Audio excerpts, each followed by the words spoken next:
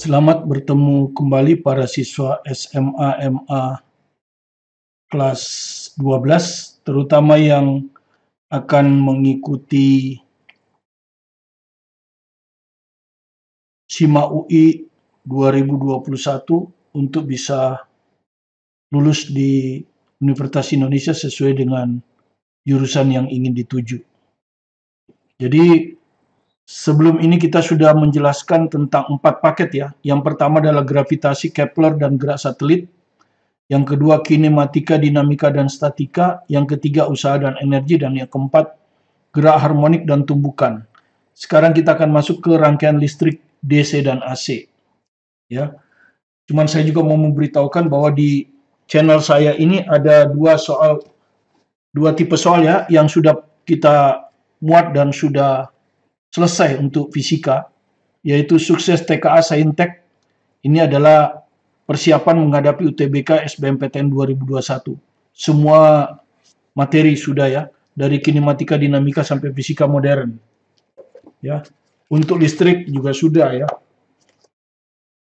Jadi kalau Anda lihat di sini ada listrik statik dan listrik dinamis.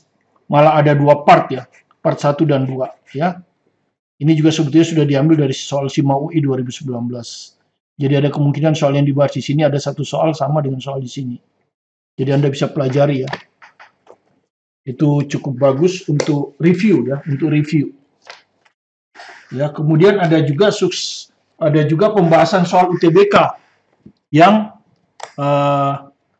berasal dari coret-coretan siswa itu ya, yang dikirimkan di internet atau YouTube. Itu juga sudah lengkap ya, mulai dari kinematika sampai dengan fisika modern. Jadi itu juga bisa Anda buat sebagai review. Jadi ada 2 paket ya. Satu pembahasan soal UTBK 2021 real, satu lagi prediksi. Dan kali ini kita ke pembahasan soal SIMA UI yang kita ambil dari 2017, 2018, 2019 untuk pelajaran fisika. Jadi sudah ada 3 seri ya. Jadi sebetulnya cukup untuk menghadapi SIMA UI supaya Anda sukses ya. Cukup belajar di rumah dengan semangat, maka semoga Anda bisa mengikutinya. Oke, kita masuk ke rangkaian listrik DC dengan AC. Ini ada 6 soal yang saya ambil dari soal SIMA UI dari 2017 sampai 2019. Ya, jadi kita lihat ini ada soal pertama SIMA UI 2017. Ini tentang rangkaian listrik seri paralel ya. Jadi bagaimana ini menentukan hambatan secara paralel. Sebuah sumber daya AC, daya DC ini ya, ini sumbernya, yang memiliki tahanan dalam RD 2 ohm, jadi R ini diketahui di sini 2 ohm, dihubungkan dengan 3 buah tahanan R yang dirangkai seperti terlihat pada gambar. Anda sudah tahu ini rangkaian paralel. Yang ditanya, berapa nilai tahanan R agar daya disipasi pada rangkaian maksimum. Jadi P disipasi rangkaian itu maksimum. Gitu. Jadi kalau hambatan 3 ini saya gantikan dengan sebuah hambatan, ya, ini secara umum aja tipsnya ya. Tipsnya. Kita ganti dengan sebuah hambatan ya. R, kita sebut aja R, ini adalah hambatan luar, kita sebutnya hambatan luar. Ya, sebagai lawan daripada hambatan dalam. Kemudian di sini adalah supply-nya ya. Ini adalah ERD. Jadi ini adalah hambatan dalam. Ini akan mensuplai arus ke sana, ya, masuk ke hambatan luar ini, ya. Nah, daya disipasi di sini maksudnya adalah daya disipasi pada hambatan luar ini. Jadi sama dengan I kuadrat R. Nah, I kuadrat R ini diusahakan maksimum. Maka tipsnya adalah dia akan maksimum kalau hambatan luarnya, ya, hambatan luar ini R sama dengan hambatan dalam. Ya, sama dengan hambatan dalam RD.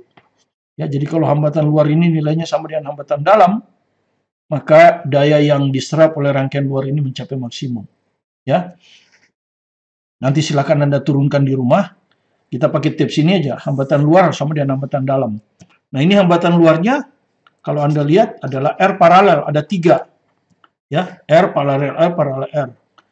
R paralel R paralel R. Anda sudah tahu kalau paralel itu memperkecil hambatan.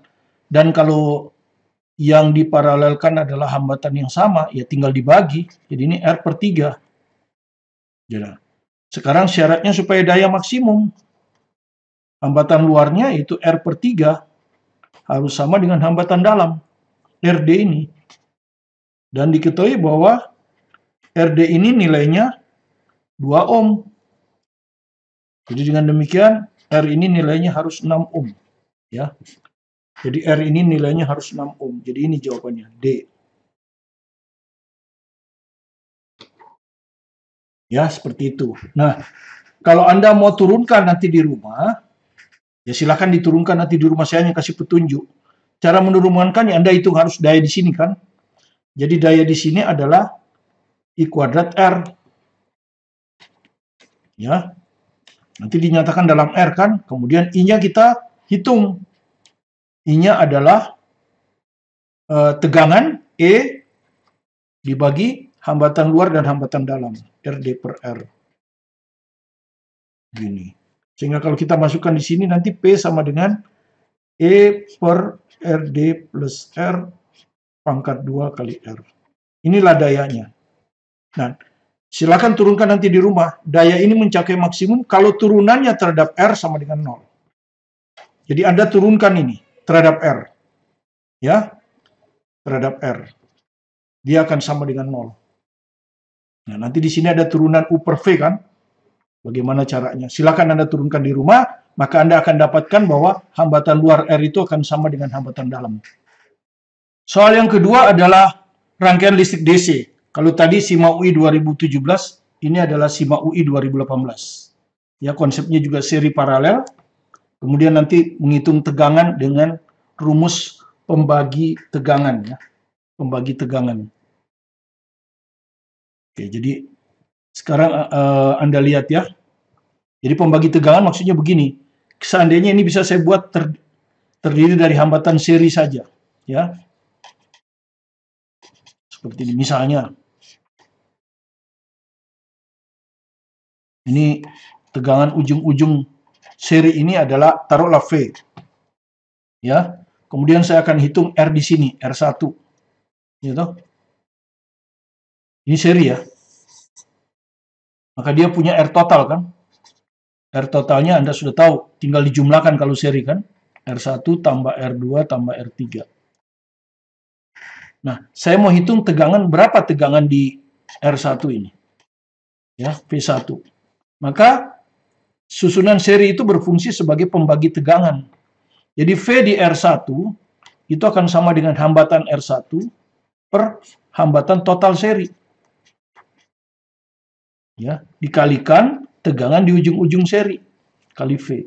Nah, ini rumus pembagi tegangan. Ya, inilah rumus pembagi tegangan.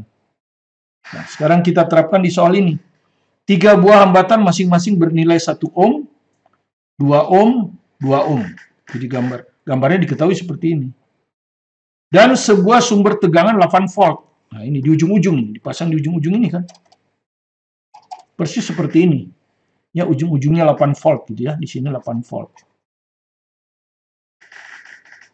Nah, tegangan pada hambatan R1. Jadi kita ditanya tegangan pada hambatan R1 sini. Ya. Tegangan pada hambatan R1. Jadi kalau kita tulis lagi seperti ini kan. Nah. Gini. Ini 1 ohm. Ini 2 ohm. Kita ditanya hambatan tegangan di sini. Nah, ini kan bisa kita ganti dengan sebuah hambatan. Supaya dia jadi seri kan. Bisa kita ganti kan. Nanti ini akan terpasang di sini kan. Nah, ini akan terpasang di sini. Nah, ya kan. Nah, misalnya ini ujung AB. Ini ujung AB. Ini ujung AB. Nah, kita bisa hitung R ini. Dan Anda sudah tahu kalau paralel itu seper-seper. Tapi kalau hanya 2 gampang ya. Kalau 2 hambatan disusun paralel, maka R-nya akan sama dengan kali dibagi jumlah. 1 kali 2 dibagi 1 tambah 2. Ya kalau hanya 2 ya, kalau 3 baru kita pakai seper, 4 juga seper. Tapi kalau hanya 2 tinggal hambatan pengganti dari paralel adalah dikali dibagi jumlah, dan hasilnya harus lebih kecil dari yang terkecil. Jadi kalau ini 1 ohm, hasilnya harus lebih kecil dari 1 ohm. Kalau lebih besar berarti Anda salah hitung. Nah ini kalau Anda lihat kan cuma 2/3 ohm kan, ya kan? Lebih kecil dari 1 ohm. Oke, jadi sudah dapat. Maka R totalnya Anda sudah tahu kan? R totalnya di seri aja kan? Ya. 2 ohm, R1 yang ini, R1 ini. Ditambah ini, 2/3. Nah, kalau 2 itu 6/3, 8/3 ohm ini. Ini R total. Maka berapakah V1? Nah, sesuai dengan pembagi tegangan seri. Tegangan V1 ya R1. Ya, tegangan di R1 dibagi R total. Ya, R total seri ya. Kali tegangan total. Tegangan totalnya 8 volt. Ya, jadi sama dengan R1-nya 2 dibagi R totalnya 8/3 dikali 8. Kalau Anda lihat kan, ini tinggal ke atas, ini dicoret. Jadi 6 volt. Ya, jadi 6 volt yang C. Nomor 3, SIMA UI 2018, tapi rayon yang lain. Rangkaiannya juga seri paralel. 5 buah hambatan yang besarnya masing-masing R1 sama dengan 4. Jadi kalau kita gambar lagi ya. Oke, saya langsung masukkan aja ya. R1 4 ohm. R2 2 ohm. Saya tidak tulis ohmnya. R3 yang ini 3 ohm. Dan R5 11 ohm. Ini R4, nggak tahu. Dirangkai seperti pada gambar. Hambatan total rangkaian, ini dia sebut ya hambatan total. Ya, hambatan total itu artinya kalau hambatan kita lihat dari A ke B ini. Ya, hambatan total itu maksudnya RAB. Itu 20 ohm. Jika di ujung R1 dan R2, jadi di ujung R1 ini R1 tadi kan, ini R1, ini kan R1 tadi. Dan R5, sorry. Jika di ujung R1 dan R5, maksudnya di A dan B, diberi beda potensial 2 volt. Jadi maksudnya di sini dikasih tegangan 2 volt gitu. Besar tegangan di hambatan R4. Nah, besar tegangan di hambatan R4 ini. Berapa? Misalnya CD. Jadi yang ditanya berapa VCD? Ya, Anda lihat rangkaian ini. 3 ohm ini C, ini juga D. Ini D, ini juga D. Karena di sini tidak ada hambatan. Jadi kalau ini D, ini D. Di sini juga nggak ada hambatan. Jadi ini juga CD. Ya. Nah, sedangkan ini 4 ohm, ini 11 ohm. Hambatan total itu kan berarti ini kita ganti dengan sebuah hambatan kan. CD. Di CD. Jadi kalau kita begini. Nah, ini RCD. Persis yang ditanya tegangan CD ini kan. Ini 4 ohm, ini 11 ohm. Sementara R totalnya 20, ini kan seri. Kalau ini 4, 11, 15, berarti RCD-nya 5 ohm. Ya, karena jumlahnya harus 20 kan. 4 tambah 11, 15, 15 tambah 5, 20. Nah, kemudian di sini dipasang tegangan 2 volt. Pembagi tegangan lagi ya. Ya, pembagi tegangan lagi. Kita bisa cari VCD. Ya, VCD ini kan seri nih. Lihat, seri. Jadi VCD adalah RCD bagi R total. Ya, jadi VCD adalah RCD dibagi R total. Kali tegangan total seri di ujung AB ini. 2 volt. Nah, begini. Nah, RCD 5 ohm tuh. Ya kan? Jadi 5 per R total 20. Ya, kali 2. Nah, jadi 5 per 10. Jawabannya 0,5. Jadi kita nggak perlu cari R4. Ya, buat apa cari R4? Yang ditanya tegangan CD. Ya, ingat kalau paralel itu tegangannya sama. Jadi tegangan ini sama dengan tegangan ini, sama dengan tegangan ini, sama dengan tegangan pengganti. Ingat ya, hambatan paralel itu, kalau suatu hambatan disusun paralel, maka tegangan ujung-ujung tiap hambatan, tegangan ujung-ujung tiap hambatan sama. Sama dengan tegangan penggantinya. Ini penggantinya. Ya, jadi tegangan di R4 ini sama dengan tegangan di sini. Nah, RCD kita hitung dari tegangan totalnya 20. Kita nggak usah peduli R2, R2, R3, R4. Walaupun diketahui. Ya, jadi dapat. Nah, bahkan kalau Anda hitung R4, Anda akan salah nanti. R4-nya akan ketemu negatif. Nanti. Kenapa? Nah, ini coba Anda lihat. Ini RCD berapa ohm? 5 ohm. Anda sudah tahu bahwa hambatan paralel pasti lebih kecil dari hambatan terkecil.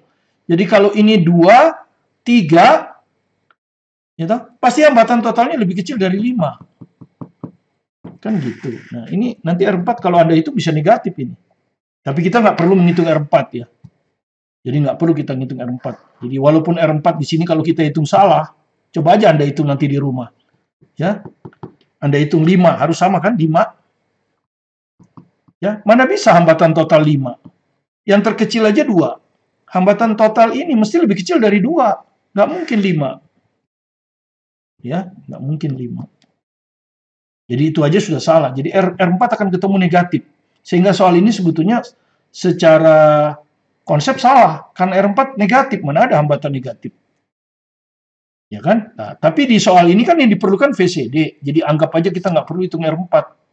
Kalau dia bilang di sini hambatan totalnya 20 ohm, ya anggap aja RCD ini 5 ohm, walaupun salah. Jadi dengan demikian nanti 5 per ini ya. Ya itulah repotnya ya. Ya, oke. Jadi secara keseluruhan soal ini salah. Ya, tapi karena tak khawatir ada jawaban, jadi kita nggak perlu hitung R4, hitung aja RCD. Kalau hambatan total 20, berarti RCD-nya 5 ohm. Maka tegangan di CD adalah 5 per 20 kali 2. Ya, 0,5 volt. Oke, kita lanjutkan ke nomor 4. Tegangan dan arus bolak-balik. Ini hanya teori. SIMA UI 2018. Tapi walaupun teori, ini justru kebanyakan tidak bisa menjawab. Jadi tentu pertama kita periksa pernyataan ya. Pernyataan itu adalah kalimat sebelum sebab. Jadi kita periksa dulu ini. Nilai rata-rata tegangan dan arus bolak-balik adalah 0. Ya, nilai rata-rata tegangan dan arus katanya. Rata-ratanya 0. Betul. Ya, karena tegangan itu kan sinusoidal. Begini. Ya. Jadi kita kalau rata-rata kan ambil satu periode. Ini ngulang lagi kan gitu. Ya, jadi konsentrasi kita hanya satu periode ini. Dan kalau Anda lihat, luas yang atas ini sama dengan luas yang bawah. Ini kan V ya. Biasanya ini diambil omega T atau T lah. Ya, jadi Anda lihat luas atas sama dengan luas bawah, maka rata-ratanya pasti 0. Harus pun begitu, jadi benar ya. Jadi pernyataannya benar. Nah, untuk mengukur besarnya tegangan, jadi sekarang kita periksa alasan.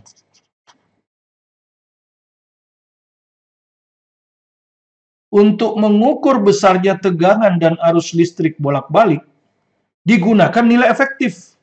Digunakan nilai efektif. Ya, kalau Anda belajar di arus bolak-balik, dan di channel ini ada arus bolak-balik sampai, kalau nggak salah ada 4 part itu, teorinya saja, cukup bagus. Silakan ditonton tentang arus bolak-balik. Nah, Anda akan lihat bahwa di arus bolak-balik kita nggak bisa menggunakan ampermeter atau voltmeter yang mengukur harga rata-rata seperti DC. Kalau DC harga rata-rata ya. Kalau DC itu harga rata-rata. Karena kalau DC kan tegangannya selalu positif atau selalu negatif. Jadi kalau di rata-rata betul. Tapi kalau ini kan ada satu siklus plus, setengah siklus berikutnya min, rata-ratanya 0. Nah, akibatnya biasanya kita kuadratkan. Jadi kalau ini, kalau secara matematik, rata-rata itu rumusnya adalah seper periode itu ini. Ya, biasanya integral kan kalau rata-rata. Atau ya, integral VT/dt, gini kan. Ya. Ini hasilnya 0. Nah, kalau nilai efektif, dia ambilnya V efektif. Akar seperti, ya ininya dikuadratkan supaya positif. Gitu. Ya. Jadi dikuadratkan, inilah yang disebut harga efektif. Ya, dan ini tidak sama dengan 0. Ya. Karena ini dipositifkan ya. Logikanya kan kalau ini negatif saya positifkan begini. Nah, kan jadi nggak ada ini. Jadi positif semua kan. Gitu. Baru diambil rata-ratanya.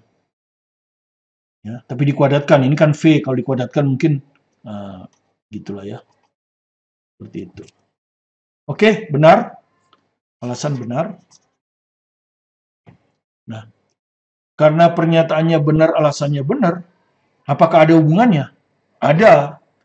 Ya, karena nilai rata-rata tegangan dan arus bolak-balik 0, maka kita tidak pernah mengukur tegangan AC atau arus AC dengan nilai rata-rata. Kita gunakan nilai efektif.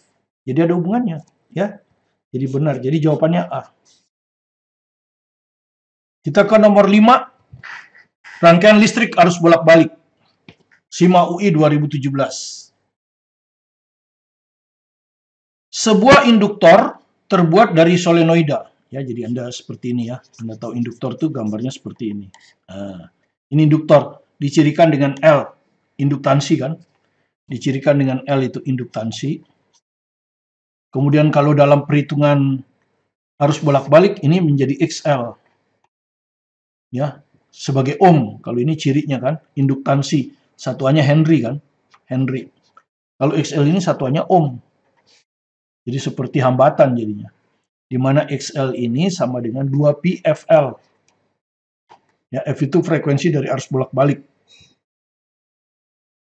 Dihubungkan secara seri dengan sumber tegangan AC dan lampu. Nah, lampu itu dinyatakan biasanya dengan gini ya. R itu, lampu itu biasanya di R. Dianggap R. Kemudian ini diserikan dengan arus bolak-balik. Nah, seperti ini. Ya. Diserikan dengan sumber tegangan AC. Ya. Dan membentuk sebuah rangkaian tertutup. Jadi arus bisa mengalir ya. Ya, arus bisa mengalir. Anggap aja arusnya mengalir begitu ya. Walaupun arusnya nanti bisa positif bisa negatif kan. Ketika pada induktor disisipkan batang ferit, jadi ketika di induktor ini disisipkan batang ferit. Nah, disisipkan ada batang gitu ya. Tadinya udara, sekarang disisipkan batang gitu ya. Nyala lampu meredup. Ya. Jadi waktu disisipkan bahan lah ya, anggap aja bahan lah. Bahan, nyala lampu meredup. Ya. Lampunya di sini. Ya, jadi nyala itu sebetulnya ditentukan oleh daya ya. Ya, jadi di sini lampu daya. Jadi I kuadrat R sebetulnya. Ya, kalau dayanya besar, lampunya akan menyala besar, gitu. Nah, tentu tergantung pada arus karena hambatan kan tetap. Jadi sebetulnya lampu itu tergantung pada arus. Kalau arusnya turun artinya redup. Kalau arusnya naik, lampunya menyala lebih terang. Nah, di sini dia bilang lampunya redup. Berarti arusnya turun, ya. Arusnya turun ini. Betul apa enggak? Ya, kita coba ya. Induktansi itu bergantung pada bahan. Ya, Anda tahu ini dikasih mu. Mu R biasanya ya. Mu R, mu 0, L0. Nah, kalau ini hanya udara, hambatan udara ini. Mu 0 Anda sudah tahu itu bilang tetap. Nah, di sini bahan itu tergantung mu R. Ini bahan ini. Ya, nilainya lebih besar dari 1.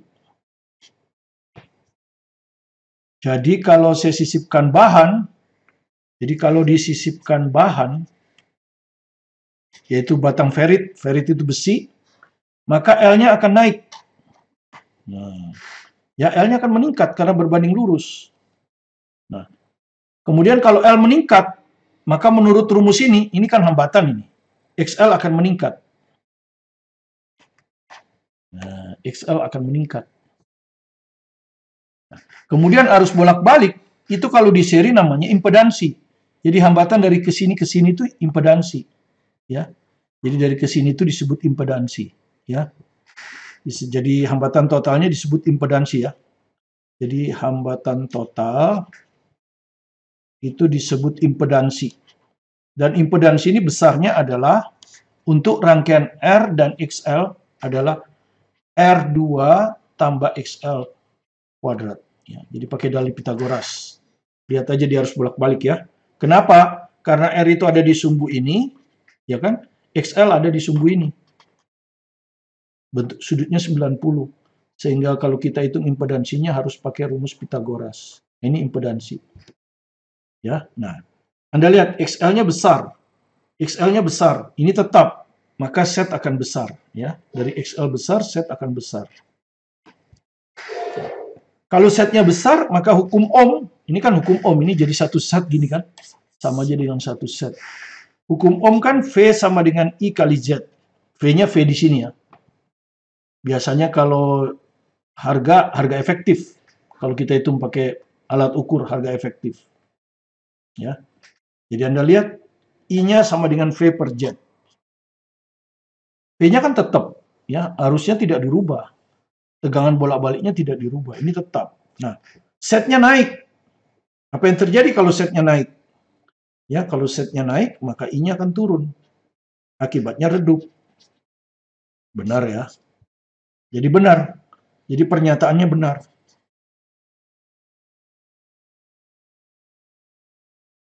Ya, harusnya turun jadi redup. Ya, jadi saya ulang sekali lagi supaya Anda jelas. Karena disisipkan bahan, maka L-nya bertambah. Kalau L-nya bertambah, maka hambatan dari induktif 2πfL akan naik. Kemudian hambatan induktif ditambah R itu disebut impedansi. Ya, impedansi diserikan kan. Impedansi itu dihitung dengan rumus Pitagoras, akar R kuadrat tambah XL kuadrat. Kalau XL-nya naik, maka menurut ini Z-nya naik. Ya, maka hukum Ohm arus adalah V per Z. Arus berbanding terbalik dengan Z. Kalau Z-nya naik, maka arus akan turun. Kalau arus turun, maka nyala lampu redup. Ya benar. Sekarang kita periksa alasan. Alasannya. Ini. Jika batang ferit disisipkan pada solenoida, induktansi akan membesar. Benar ya, induktansi akan membesar. Lalu meningkatkan beda potensial pada ujung-ujung solenoida. Nah, Anda lihat, ujung-ujung solenoida, kalau L-nya naik, XL naik kan? Tegangan pada ujung-ujung solenoida itu disebut dengan VL. Ya, kalau tegangan di ujung-ujung R disebut VR. Nah, tegangan di ujung solenoida itu VL, itu adalah I kali XL. Hukum Ohm juga, cuma diterapkannya pada L saja, I kali XL.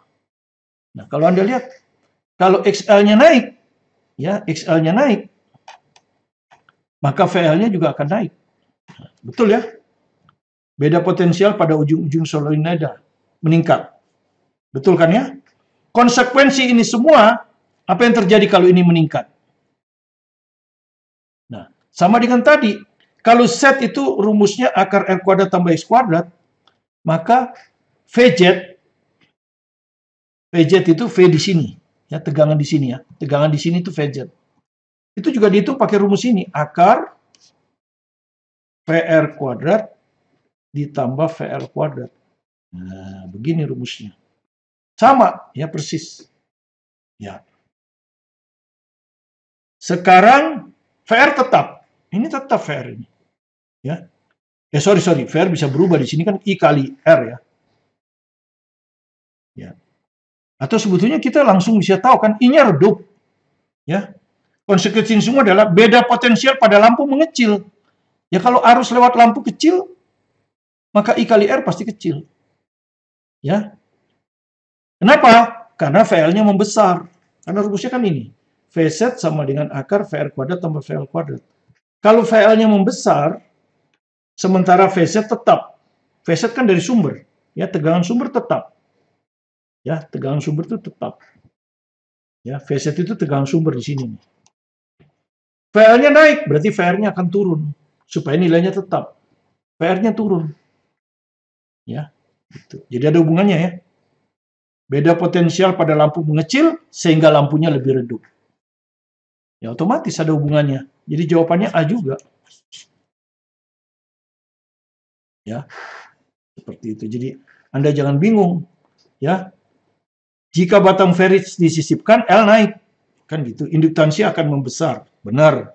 Lalu meningkatkan beda potensial pada ujung-ujung solenoida. Meningkat. Karena VL rumusnya I kali XL. Ya, gitu. Jadi kalau XL-nya naik, VL akan naik. Gitu. Kalau VL-nya naik, VR akan turun. Ya, karena memenuhi rumus Pythagoras ini kan. Kalau VL-nya naik, VR pasti turun. Kalau VR-nya naik juga, Vz-nya berubah. Vz kan tidak boleh berubah. Ya, jadi VR-nya turun. Kalau VR-nya turun, ya otomatis dia redup. Ya. Oke, kira-kira ada hubungannya seperti itu ya. Sekarang kita ke soal terakhir nomor 6, daya dan kalor listrik SIMA UI 2019 ya. Jadi yang paling baru ini ya. Sebuah pemanas air dengan spesifikasi, jadi pemanas air biasanya kita lambangkan dengan hambatan ya. Pemanas air itu biasa kita matikan dengan hambatan. Nah, spesifikasinya itu 1000 watt 220 volt. Artinya kalau saya kasih tegangan 220 volt, dia menyerap daya 1000 watt. Tapi kalau saya kasih tegangan bukan 220, di sini 110, maka dayanya nggak 1000. Dayanya nggak 1000. Turun juga. Nah, bagaimana turunnya? Nah, untuk lampu, pokoknya semua elemen listrik. Ya, elemen listrik itu bisa setrika, ya, bisa pemanas air, bisa lampu. Itu yang dianggap tetap adalah hambatan. Yang dianggap tetap itu R. Sementara R itu rumusnya adalah V kuadrat per P.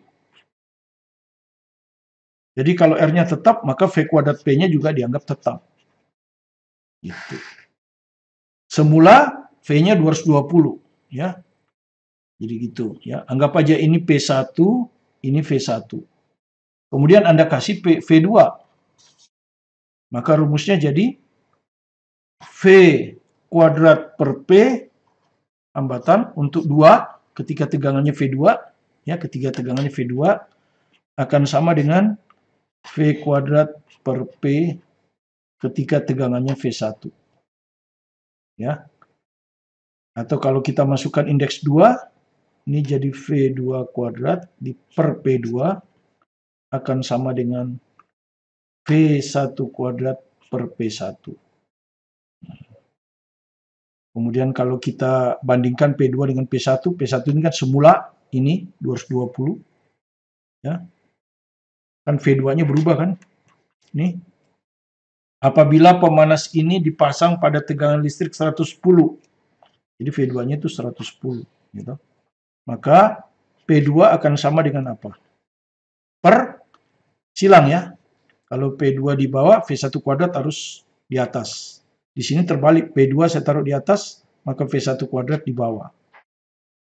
Ini adalah di atas. P2 kuadrat kali P1. Nah, begini. Atau kalau kita tulis secara sempurna begini. P2 per V1 kuadrat kali P1. Nah, seperti ini. Ya. Atau kalau kita bandingkan, maka P2 per P1 sama dengan ya, V2 per V1 kuadrat. Jadi berbanding lurus ya. Tegangan berbanding lurus. Daya yang diserap oleh elemen listrik untuk memanaskan air, kalau pemanas air, kalau setrika memanaskan setrika, itu berbanding lurus dengan tegangannya yang diberikan. Tapi pakai kuadrat.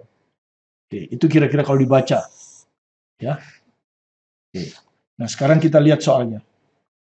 Sebuah pemanas air dengan spesifikasi 1000 watt 220 volt digunakan untuk memanaskan air sampai mendidih selama 15 menit. Nah, untuk mendidih itu kan perlu kalor ya. Kalor yang diperlukannya Q. Dan ternyata waktunya 15 menit. Ya. Ketika tegangannya 220. Oke. Apabila pemanas ini dipasang pada tegangan listrik 110. Nah, bagaimana kalau dipasang di 110? Q-nya tetap tidak boleh berubah. Ya, kalor yang diperlukan untuk memanaskan air tetap selama banyak airnya tetap. Di sini tidak ada keterangan, berarti banyak airnya dianggap tetap. Ya kan? Waktu yang diperlukan T2-nya berapa? Kan begitu. Nah, Anda sudah tahu bahwa kalor itu ada hubungannya dengan daya, yaitu daya kali waktu. Begini ya. Nah, kalor waktu tegangannya V1 atau V2 ya, sama dengan kalor waktu tegangannya V1 untuk memanaskan air. Kalor untuk V2 adalah tentu P2 kali T2 kan? P2 kali T2. Kalor untuk V1 tentu P1 kali T1. Nah, yang ditanyakan kan T2. T1 diketahui 15 menit. Nah, berarti T2 berapa ini? Ini berarti dibawa ke kanan ya. Jadi P1 per P2 kali T1. Nah, begini. Nah, tadi kita sudah tahu. Ya, ini P2 per P1 ini. Tapi ini bukan P2 per P1, P1 per P2 ya dibalik aja. Kalau P2 per P1 itu V2 per V1, ini harus P1 per V2. Tapi dikuadratkan kali T1. Tinggal dihitung sekarang kan. P1-nya 220, P2-nya 110. Kuadrat kali 15 menit. Maka hasilnya adalah, ini 2 dikuadratkan 4, 60 menit. Lebih lama ya. Masuk akal. Kalau tegangannya turun pasti lebih lama. Ya. Karena kalau tegangan turun kan daya turun. Maka pasti lebih lama. Ya, jadi masuk akal. 60 menit. Ya, inilah pertemuan kita yang keempat, yang kelima untuk hari ini. Rangkaian listrik DC AC selesai. Ya. Besok kita akan lanjutkan dengan pembahasan listrik statik. Ya. Jadi besok kita akan masuk ke listrik statik. Ya, karena kebetulan listrik statik banyak keluar, jadi kita masuk ke listrik statik. Oke, terima kasih atas kunjungan Anda ke video pembelajaran kami. Semoga bermanfaat, dan jika Anda merasa ada manfaatnya, silakan di-subscribe, like, dan share. Jika perlu diberi komentar, tonton sekali lagi, tonton juga paket-paket fisika ya, ada dua paket fisika. Yang satu adalah sukses UTBK 2021 untuk menghadapi UTBK. Jadi sebelum UTBK, kemudian ada pembahasan soal-soal UTBK 2021 ya, yang sudah ada di internet itu. Dan yang ketiga, Anda belajar dari khusus SIMA UI per topik ya. Semoga Anda bisa memahaminya dengan baik. Tetap semangat belajar mandiri di rumah. Selalu berusaha keras, bekerja keras secara efisien. Dan tentu dengan ekonomi yang sekecil-kecilnya. Khususnya sekarang lagi pandemi, jadi lebih baik kita belajar di rumah saja. Sukses bersama Anda. Saya Martin Kanginan.